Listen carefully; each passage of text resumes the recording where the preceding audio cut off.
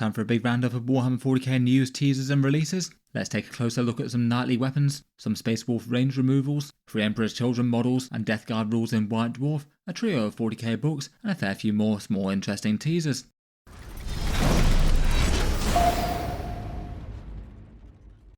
Hello and welcome back to Auspex Tactics, where today it's time for another big news roundup, basically doing a big overview of 40k and Games Workshop related news things that I thought were interesting enough to mention on the channel that didn't really need a video all to themselves.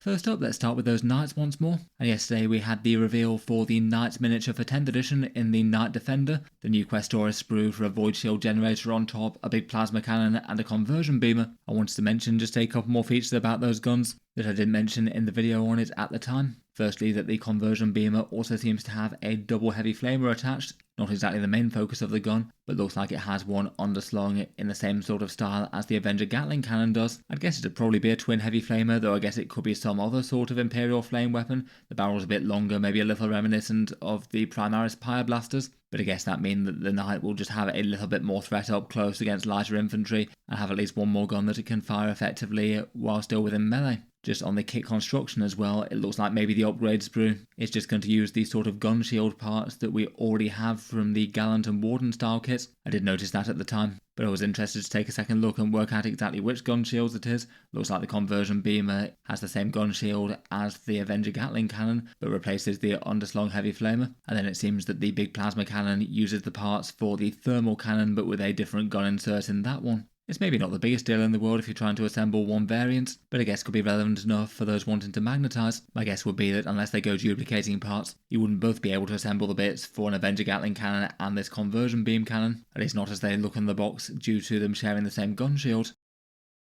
Otherwise, for knightly bits, I did mention the Chaos Knight missile pod that we saw the other day, at least in passing, but I thought I'd just focus a bit more attention on it as it was the Rumour Engine for last week. And again, like the other two presumably Chaos Knight bits, it does look very distinctive compared with the vast majority of things in 40k. By the edges of the cowling you can see where it's supposed to be on the model. It would be in place of the heavy stubber or melter gun that they usually have underslung on the shoulder mount. And then it's got the Knight style riveted edge panelling with some extra spikes thrown in to show that it's Chaos. If these are indeed all the same Chaos Knight model, which seems the most likely thing to me, then I guess it's a Knight with a great big siege drill, a massive flamer and this missile pod. And seeing that we've seen the Imperial Knight one revealed, I'd guess that this guy won't be too far behind, either on a Monday reveal, which seems to be unusually good for big 40k model showcases compared with normal at the moment, or if they want to round it up into a big reveal show, it could be one around the 22nd of May, presuming that they do one for the Dallas Open.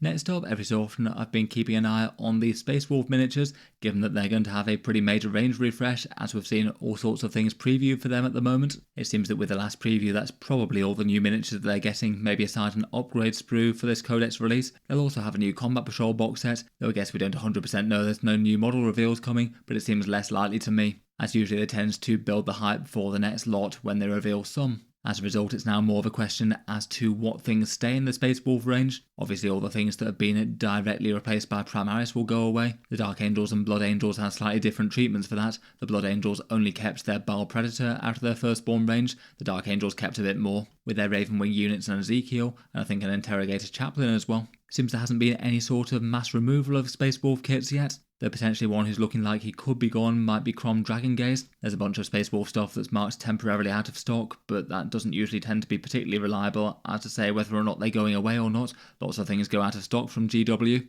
More often though, when they get marked as sold out online, that means they've gone away and they're not coming back, or at least not in their current form. They haven't always been 100% reliable with that, but tends to be a stronger indicator. In any case, Crom Dragongaze, the Space Wolf Lord, appears to be sold out online both in the UK, EU and the US and Canada web store, though he's still around in the Australia one for the time being. He did maybe seem like one of the ones that was more likely to go away without a direct replacement, just given how big the cast of Space Wolf characters is. And just seems like he'd have loads of rivals for other characters that might have more urgent need, never mind possibilities for more generic characters. Taking a look at the other region web stores, the Australian web store marks the Cyberwolf, Stormfang and Stormwolf and the Thunderwolf Lord as all sold out online, for just one location and maybe a little bit less inclined to take it quite as seriously. Feels very likely that the Cyberwolf will probably be going away, though I would hope that they keep the big Space Wolf flyer around. The Dark Angels kept their one, and I certainly really hope that they keep the Thunderwolves around, being such a big fun unit, and one that's often been quite central to Space Wolf collections. I guess we'll find out more when Games Workshop shows off the whole unit list for them though. Otherwise for Space Wolves, I have mentioned it before, but another miniature that seems quite likely to not get a Primaris update and get removed in the rules is Lukas the Trickster. Games Workshop often tends to do sort of near equivalent characters for ones that get removed to the range. Models that previously had rules in a unique datasheet, but Games Workshop decided to stop supporting them as a mainline character, but then often have generic characters or parts that could represent them really quite well on the tabletop, either as a generic character or unit filler. A couple of examples for that would be Knight Commander Pask, who previously had his resin model in the background there, and bears some pretty striking resemblance to the sort of Rogel Dawn commander on Acadian upgrade sprue, complete with the red wristband and scarred face and everything. And then Captain Tycho of the Blood Angels, where one of the builds that you can do from the Blood Angels Captain miniature clearly has some parts to try and mirror him somewhat. That one's a little bit less one for one, but there's some really distinctive bits, such as the winged shoulder pad on his left shoulder with the 3 blood drops dripping off it, and some of the general styling of his armour. For Space Wolves though, I thought it was interesting that Lukas the Trickster got this one. Basically the Sergeant miniature for the new Blood Claws kit being one that you can equip with a Lightning Claw and Plasma Pistol, and standing with a similar sort of pose and a rather similar mane of hair to Lukas. Obviously like the other two, it's not necessarily meant to be the same character, but maybe one that you could use to represent if you'd like to. I'm sure some people might be tempted to convert him with his relic cloak and a few other nods to the original miniature if they wanted to. It does mean that Lukas seems very unlikely to actually get an individual character release anytime soon though, if they're going to give him a doppelganger in the Blood Claws kit. Before we move on to round up a bunch of the rest of the 40k happenings and releases, I'll just give a quick shout out to today's video sponsor in OnlyGames Crates, whose offering is basically to send out a little 3D printing painting project to you each month. The idea being it's a sort of 3D printed loot box subscription service type thing, the one that they've got a very generous discount code for to try the service at least for 1 month. The 3 miniatures for their May offering are these 3 by Titanforge, a rather knightly power armoured guy with a great big gun, a Battle Sister power armour style miniature, and a slightly less armoured human miniature with rifle. The normal price is £15 or $19, though if you use the code Auspex Crates you basically get these 3 for £6, €8 or $9 including delivery. So basically a massively discounted first month where you just pay for postage, then going up to the regular price after that if you stay signed up. They've got other offerings as well, including this fantasy one, featuring some pretty ornately sculpted fighting females in this one. And they've got their pre-coloured 3D printing offering with a devil lady as well. There's just the one miniature in those ones. Here are just a few other examples from their sci-fi crates from previous months. I must admit I enjoyed the big Rainbug miniature myself, at least the one that I was sent was pretty well made, very detailed and well printed. In any case, check them out, links down in the video description. If a little painting project each month sounds good, and certainly use the referral code for a very cheap first month if you'd like to. Getting back to the Warhammer related announcements and releases though, Games Workshop's announced that their free miniature of the month for May will be an Emperor's Children Tormentor, basically one of their troop style guys with bolt guns. As it goes, that feels like it's a fairly generous offering from them to give away those for free in their Warhammer stores. I guess in theory lands to buy them individually they're £4.40 or $7 each. Though in reality, I suspect quite a lot of people actually getting their hands on Emperor's Children troops would have either picked them up via the Champions box or the Combat Patrol. As ever, these ones could be interesting enough if you've got a local Games Workshop Warhammer store and you happen to be passing by it at a time when they're on offer. They tend to have more of these available towards the start of the month than later on. I think they have a limited supply for how many they have to give away. Though you could check with your local store whether or not they still have stock of them left before you travel anywhere significant. I believe under recent things you also have to assemble them in store as well, so I guess trying to promote a bit of engagement there, but could be a nice enough little bonus if you do have a chance to call in. Looks like their purchase linked collectible coin thing is an Emperor's Children one this month as well.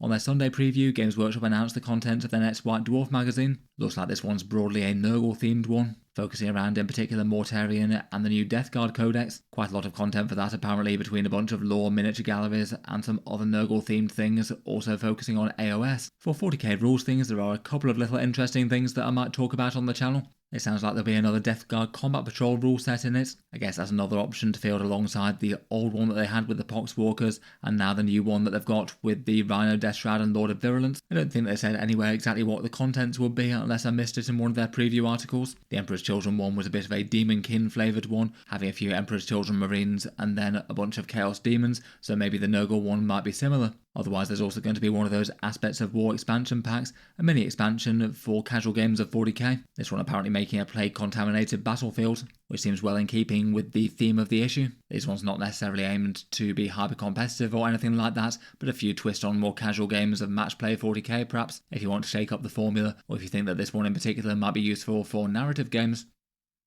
Earlier today, Games Workshop showcased a trio of 40k books. I think they had given teasers for them at their sort of Relics merch thing that they did earlier in the year, but it now looks like those books are on pre-order with release dates and things, and they also announced one full of Space Marine quotes. These are DK ones, so sort of big glossy books in an encyclopedia sort of style. And this one's a character encyclopedia, mainly focusing on pictures of the miniatures, but also pairing it with artwork, a little bit of their lore, and interestingly enough, a whole reading list of other sources where you could find out more about them if you wanted to. Quite cool to see the overlap of that all in one place. There's Fabius Bile, both with a bunch of annotated things for his miniature, a timeline of what he's got up to, some artwork of him, a previous miniature, and all sorts of books that talk about him. Really quite a comprehensive talk about him for everything but gameplay, I suppose. Interesting to see some of the Chaos Demon characters talked about as well. They don't really tend to be at the forefront of Warhammer 40k lore.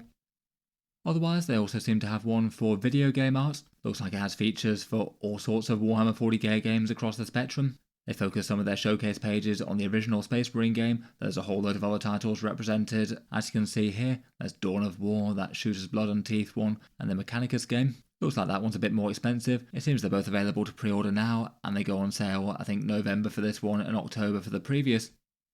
Finally, they also seem to have a book of Space Marine quotations as well. This one seems to be a fairly simple affair, where you just have one great big quotation from the Space Marine in question, and then a picture of their miniature, maybe fighting alongside an army next to them. It didn't really give so many details as to the release of that one, but looks kind of fun at least, though might not have quite as much depth or contents to jump into, I guess. I did find it kind of funny though, of all the Space Marine quotes they could have showcased, they've gone for "I haven't lost an arm, brother, it's right over there," which apparently is attributed to Alessio Cortez, captain of the Crimson Fist. I must admit I hadn't heard those inspiring words before. For another small teaser, Games Workshop's Rumour Engine was some sort of shoe, a miniature forged on a base with some static grass. Not really all that specific, and not really much too tight to 40k as opposed to a fantasy setting miniature. I did see on one Reddit post where it was discussed, a couple of people suggesting that maybe it could be human auxiliaries for the Tau, which I guess I could see with the sort of panelled version of the boot. I guess it would fit well enough with the cloth as well, and I guess even could fit in with the "whose hoof is that," which they did as a little teaser, though I feel like a lot of the time those teasers don't really mean too much aside from just being puns and things. I think it's kind of unlikely and maybe hard to predict from this, though it would be a fun idea. Maybe they've redone Crute and Vespid, then maybe some long-awaited human auxiliaries could be next. Maybe could be one for a distant kill team release of some sort. Let me know if you have any better ideas as to what this could be down in the comments, of course. Last week, Games Workshop had a week off pre-orders, which I'd guess might be due to their stock count. I feel like they often have a week off for that. And then for this week's ones, apparently it's going to be Soulblight Grave Lords for Age of Sigmar. They had a launch Battle Force box set, but now they have their full faction release with a whole bunch of more elite skeleton warriors and some vampires to command them. Not very 40k relevant, of course, though some pretty spectacular miniatures. Their pre-order will be on Saturday the 10th of May, so full release in stores 2 weeks later on Saturday the 24th of May. They did have one 40k relevant release though, and apparently it's the pre-order week for Grotsnik Damad Doc, a new current setting 40k novel that apparently has Grotsnik showing up to help out a beast boss, though it's heavily hinted that he maybe just mainly wants to field test his latest great medical orky creation. It's always fun to see some Xenos perspective books on the go. Fingers crossed at some point he'll get a new Warhammer 40k miniature. I feel like he's certainly a character of sufficient importance to warrant one, and that's maybe just underlined by the fact that he's getting a book all to himself. Maybe he might have a good chance if Orcs do wind up being the sort of antagonist faction of 11th edition. For possibilities for next Sunday reveals showing off 40k things, there's now really quite a whole bunch of things that could drop basically at any time, and maybe the order isn't super obvious. I'd heard at least some speculation that it could be Space Wolves to be announced for pre-order next weekend, so I guess we'll find out on Sunday whether it's the turn of the Sons of Rust to get their launch box and codex. If so, it will be really quite cool, and I'm sure we'll have these Space Wolf previews go off into overdrive with the rules and things. Otherwise, the other 40k codex that could be at the same time of them might be the Thousand Sons. We had Death Guard and World Eaters paired together. We could maybe have Thousand Sons and Space Wolves, given that they're famous rivals. Though at the same time, I really wouldn't be too surprised if they wind up being paired with Grey Knights, which were next on their roadmap. Though in 9th edition, they did have a shared weekend launch for the 40k's 2 Psychic factions, and their Battle Force box sets and new miniatures were both revealed at the same time, so that also feels like a possibility. We've also got things like Kill Team Typhon, the Armageddon Crusade book, and the next chapter approved, all waiting in the wings as well. Lots of possibilities for 40k releases to come out each weekend at the moment. If I had to guess though, my suspicion would be Space Wolves might be one of the next things that we see. Otherwise, for small model reveals, they had a new Lord of the Rings miniature, showcased as a reveal from the new Rohan movie.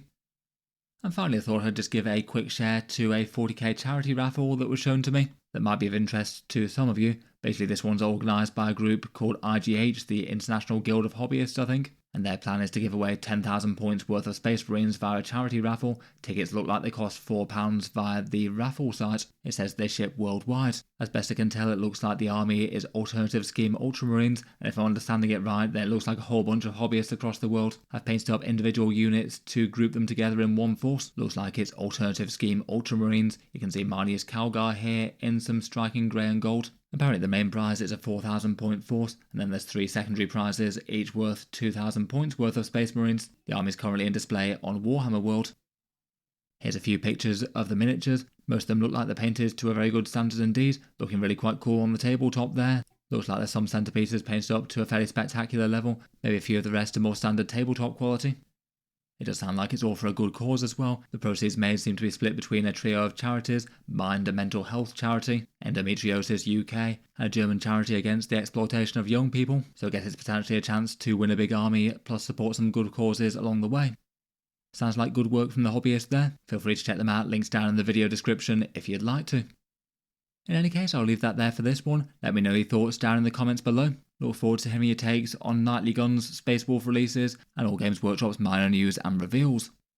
As mentioned, feel free to check out OnlyGames crates as the sponsor of today's video, particularly using that Auspex crate code for a very cheap first month. There'll be links down in the video description below if interested.